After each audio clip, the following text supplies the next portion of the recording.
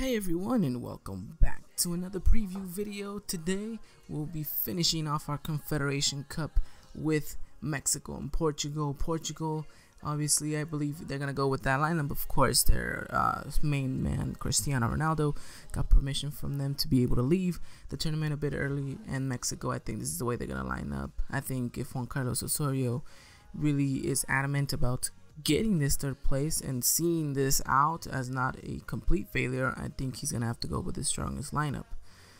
But you guys can see right there, I think this is how we're gonna line up. This is how we're gonna see these two teams play each other out, and I guess it's gonna be more than an interesting game of affair. Of course, these two obviously met earlier in the group stage. Their first game, it was a great 2-2 draw, which now will not end up in a draw. One of them is gonna have to win. Whether that ends up taking us all the way to extra time or penalties, well, that will depend on them. So in the meantime, let's get into the preview of the match. So there you guys can see we're gonna have, as always, the FIFA 17 game playing in the background as while we situate and really go through everything that's happening. So Portugal coming into this game, no Cristiano Ronaldo is going to be the main headline for everything, but the question is, will that really affect this Portuguese national side against Mexico?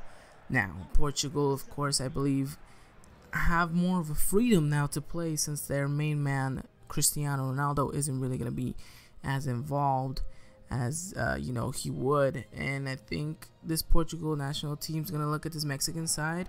They're going to see how they struggled against Germany, and they're going to say, you know what, we can definitely take this game to them. So I think Mexico will have to be quite cautious, because it is a very difficult game that they're going to be approaching. I mean, Portugal is going to have to be already studying them pretty well, and they're going to notice that this is a team that lacks a lot of cohesiveness and a lot of order in the defense. I mean, you guys saw the game against Germany. There was just gaps all over the place. So if this Portugal national team is looking to really, get this third place, I think it's going to be crucial that they exploit those Mexican defense's weaknesses. Now that I talked a little bit about Portugal, let's go in depth to the Mexican national side team. Now, if Juan Carlos Osorio for some reason is watching, and I know you do watch Juan Carlos, you need to go out with your strongest lineup possible. There's been rumors that he's going to rotate the squad quite heavily again. He's going to put the likes of Cota in goal. He's going to put Oribe Peralta up top. He's going to give a couple minutes to a couple of players who just actually probably didn't get as much time.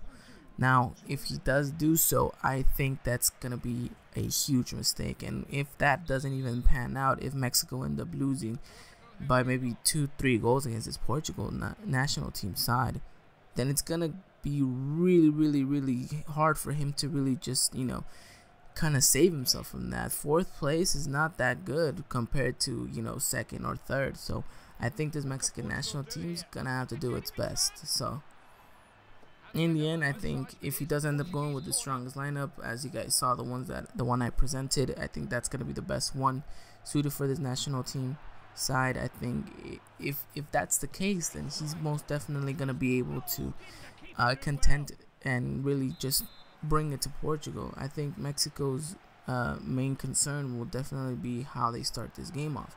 It's important that they don't concede the first goal. As you guys can see right there, Portugal's really pushing in this game. It's like they knew that we were playing for third place. So yeah, Mexico's gonna have to really push, really try to dominate the game in the first couple minutes, just the way they did so in the first game against them. And it's gonna be important that they do not concede. It's important that they do not concede the first goal. I think Mexico has fallen, time and time again during this tournament. They're always conceding, and they're always having to claw their way back up. If Mexico can just find the first goal, then it means that they would have the opportunity to really maneuver and manipulate the game to their advantage. But whilst I say that, in this game, looks like Portugal get the first goal, and just what I said needed to be the opposite happened. So Mexico, don't do this.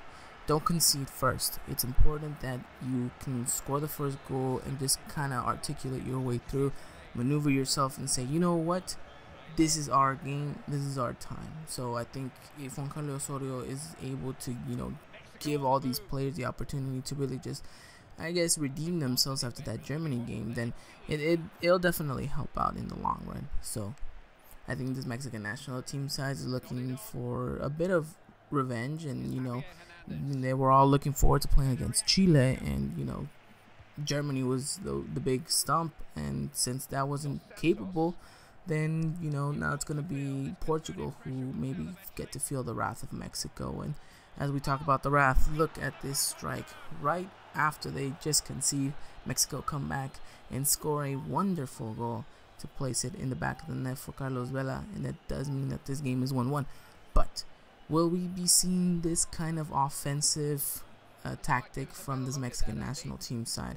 I think this is a team that, in a way, has the ability to score these goals, has the ability to really bring the game, but something about it isn't really just clicking for this Mexican national team side.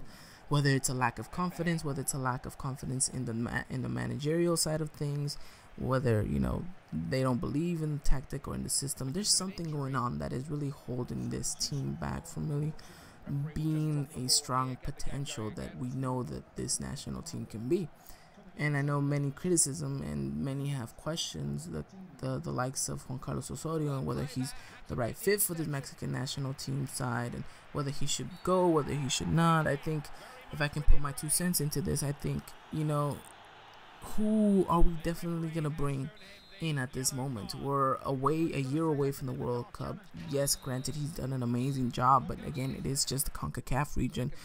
If we're going to the World Cup, we're going to the World Cup to compete against the likes of Portugal, Germany, Chile. So is he gonna be ready for those kinds of things? I think the most heavily thing people have criticized him is the fact that he rotates so much in a short competition that it kind of just derails the team. In a long season competition, the likes of the Premier League, the Liga, any European top flight league, then rotation is kind of a key thing, because you're playing week in, week out, sometimes twice a week. So it makes sense to rotate in that sense. But if you're playing and your tournament is the span of about a month, then the most important thing you can do is kind of gel all those players you want as your starting 11 to really just kind of be together, grow together, and really form a cohesive side, a side that is more than comfortable than playing with itself. And then another thing is he's played a couple players out of position. I think many people will question the fact that he lacked a natural right back, and of course due to the unfortunate injuries of both Reyes and Salcedo, still